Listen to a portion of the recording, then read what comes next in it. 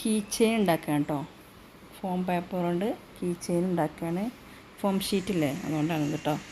അപ്പോൾ ചെറിയൊരു 14 നീളത്തിൽ 3.5 ഇഞ്ച് വീതിയിൽ ഒരു ഇതെടുക്കുക. എന്നിട്ട് ഇതുപോലെ വെട്ടി കൊടുത്തിട്ട് ഒട്ടിച്ച് കൊടുക്കുക.